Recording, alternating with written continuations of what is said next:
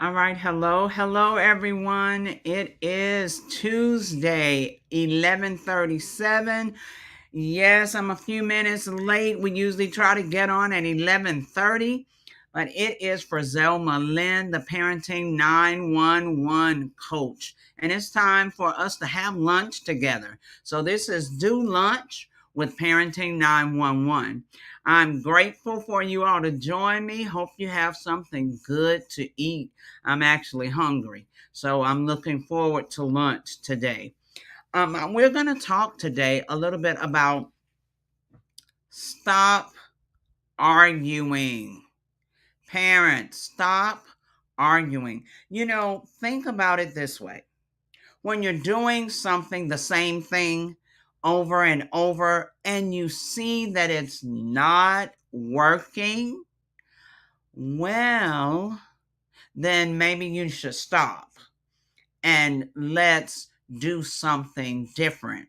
So for those of us who just like to argue, we I've been there. I've been one of those people. We knew we could argue. We could stand up and hold our own in an argument.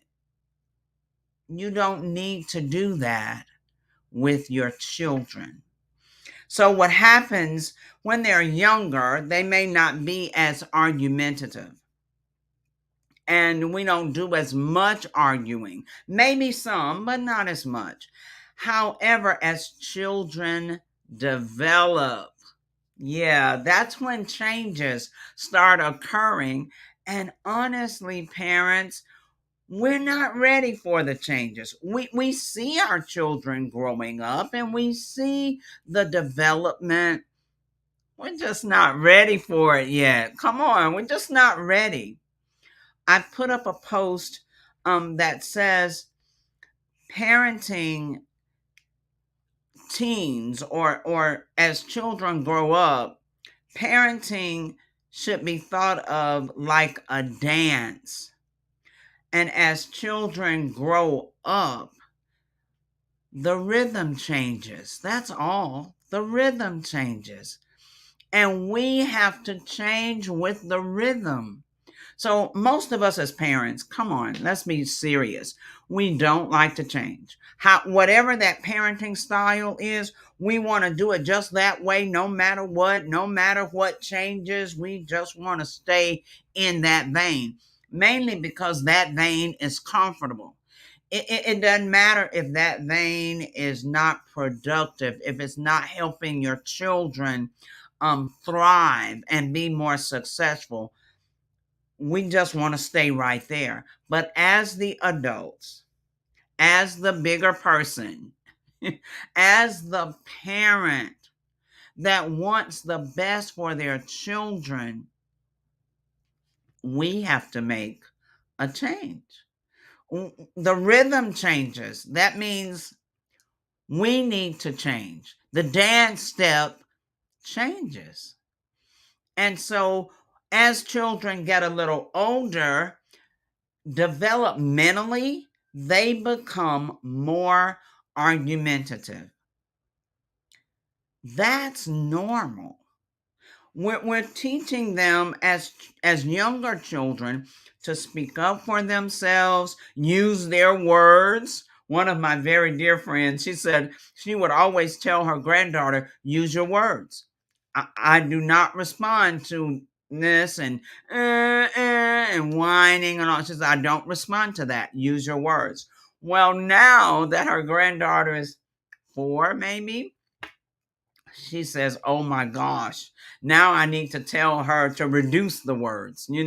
So we are teaching them to use their words, to learn to speak for themselves, to be able to create their own kind of opinions about things, to think about things. However, when they get to the age where they are developmentally um ready to speak up for themselves, guess who doesn't want to hear them? Yeah, raise our hands. We're usually the ones that don't want to hear what they have to say, what their minds have formulated about a situation, or how, what their opinion is. We don't want their input. We don't want, for them to say anything about different situations. Just do whatever I say. But parents, the rhythm to the dance has changed. And now we need to have their input. We need to hear their opinion. We need to know what they're thinking and how they're thinking about different things so that we'll know how to intervene.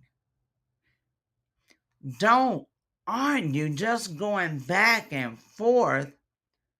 What we need to do is listen. In the end, the decision is still ours. We're the parents.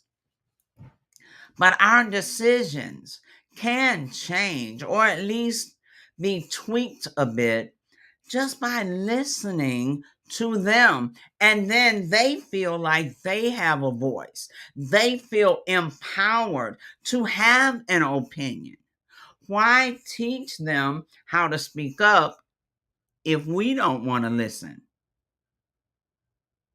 So we have to learn to listen to them. The other part, and we've mentioned this before, is as they grow up, involve them more in the decision making, in the planning process for the whole family. Involve them more in whatever the issues might be, or what big decisions are on the table. Involve them more, because we have to teach them how life really works, that there will be issues and concerns and problems and troubles and big issues that have to be thought through and figured out. If you don't include them and involve them, they won't know how to work out and work through issues when life hits them as adults. So the dance is changing. Stop arguing, because then you're not getting anywhere. Truth is, when we argue, what we're saying to them is they have as much power as we do. And that shouldn't be the case either.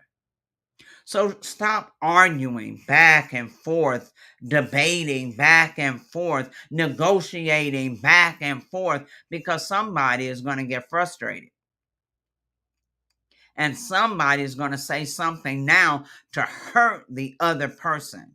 Someone may say something that's inappropriate. Someone may start using profanity. Stop going back and forth, because arguing provokes a child to get even angrier. So stop provoking them. Listen and then make a decision. Listen to them, include their opinions, their suggestions, their ideas. Include that in how you weigh out the decision. But the decision, the final decision, is still yours as the parent. Now, in the arguing, what I've really seen that's frustrating for me is parents will argue a child down, and then turn around and say, okay, well, go ahead and do it anyway. So what was the point? What was the point? If you're going to give in to whatever the child says, even if you know it's not the best decision, if you're going to give in to however the child is trying to manipulate the situation, what was the point of arguing? Because I thought arguing was all about trying to get your point across and win the argument. But if you're going to still allow your child to do whatever that thing is you are arguing about, whether it's good for them or not. Even if they don't have your permission, when you say, well, go on and do it anyway, you're going to do what you want anyway. Why were you arguing? Help me. Put something in the comments. Help me. Why are you arguing and then giving in and just telling them to do what they want? So parents, stop arguing. Stop arguing. Listen to their side, and then weigh it out and make a decision. Stop negotiating back and forth. Like one parent told me, she said her middle schooler was a better negotiator than she was. So he would pretty much always get his way. I said, well, why are you negotiating with him? And she didn't have an answer. Our job as parents is to make the very best decisions for them, to give them permission, approval of the best decisions for them, not to go back and forth. Many times they don't know what's best for them. That's why you need to hear them out and then use their information, their suggestion, their opinion to weigh out the decision you are responsible and held accountable for making. All right, parents, stop all that arguing. Talk, listen, make a decision, the best decision for your child. All right, that's how I teach different programs, different sessions. Remember, I do one-on-one individual parenting sessions. I provide group coaching, and actually September 3rd, I have a new group program that I'm launching now. It's called Home is Your Business Too. So we have to make sure we stand up and do what's needed at home, just like we do on the job. So register.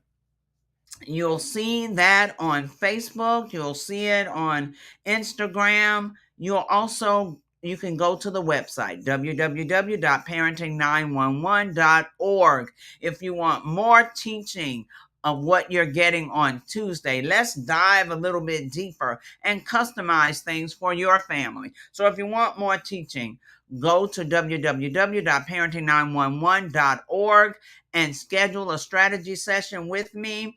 Or right there on the front page, the home page of the website, you can register for one of the upcoming programs, coaching programs. All right, parents, enjoy the rest of your lunch. I'm about to go and find me something to eat also. Have a great day. Thank you all for joining.